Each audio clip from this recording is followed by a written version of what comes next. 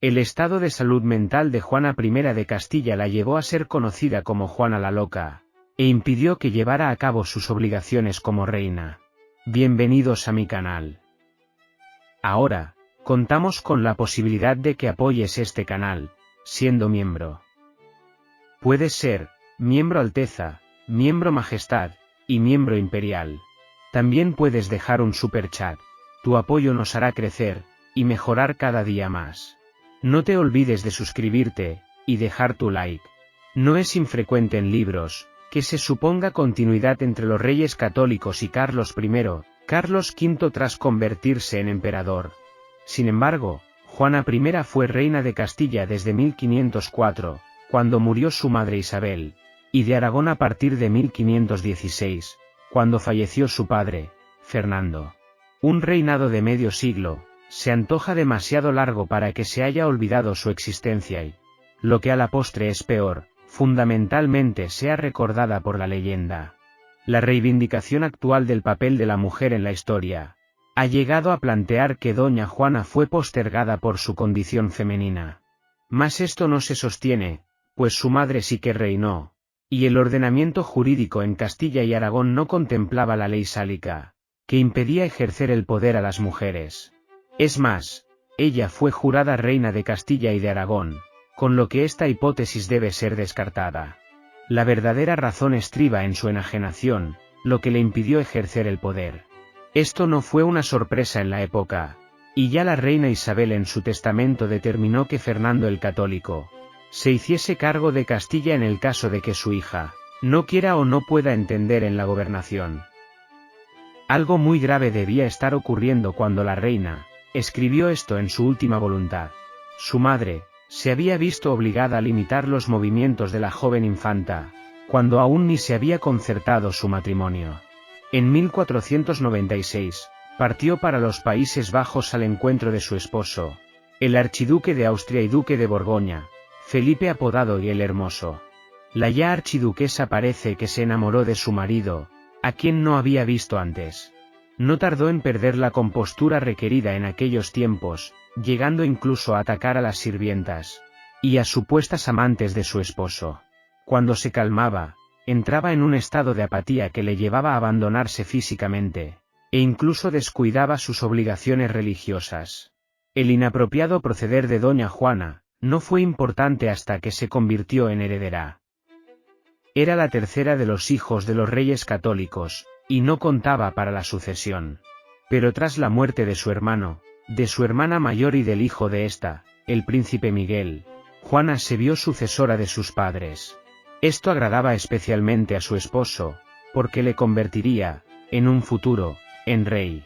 En 1501, viajó a España junto a Felipe el Hermoso, para ser reconocida heredera por las Cortes de Castilla y Aragón. Tras la jura, insistió en regresar con su esposo a los Países Bajos. Su madre se lo impidió porque la quería en España, al lado de sus súbditos, y la instaló en el castillo de la Mota en Medina del Campo. Desobedeciendo las órdenes de la reina, se dispuso a dejar su residencia. Como no se le permitió, abandonó sus aposentos vestida inadecuadamente y permaneció la noche en la puerta del castillo.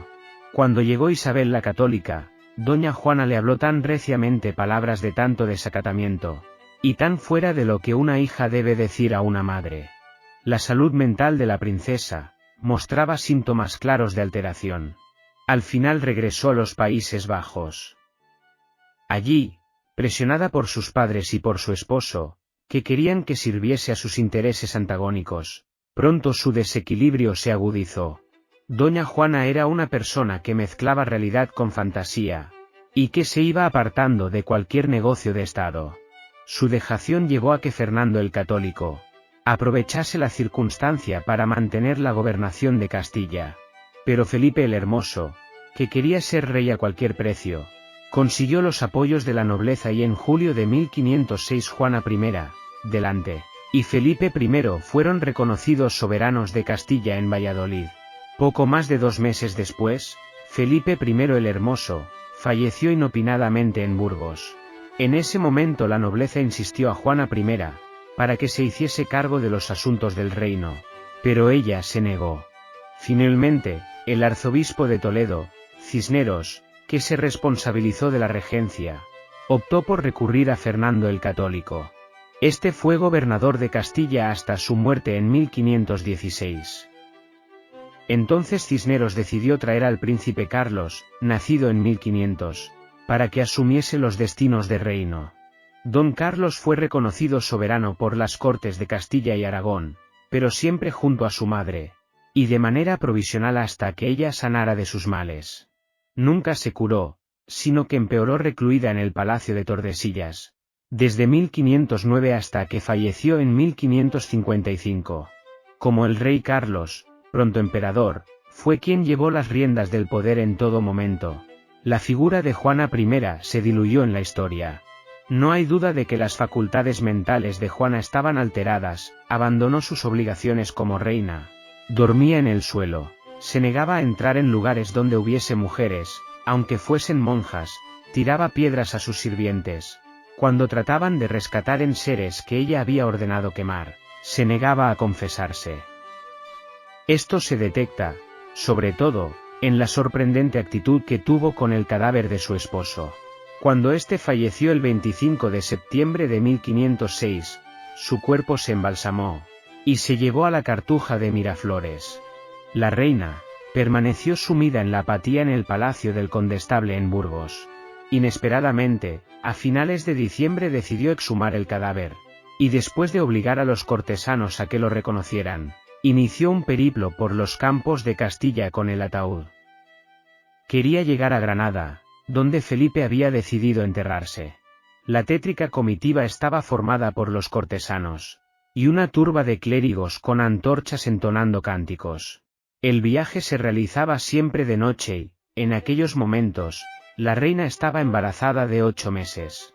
Su estado le obligó a parar en Torquemada, a mitad de camino entre Burgos y Valladolid, y allí permaneció hasta que se repuso del parto de su hija Catalina. Aquella comitiva debió asustar a los vecinos, y la reina empezó a ser conocida como la Loca.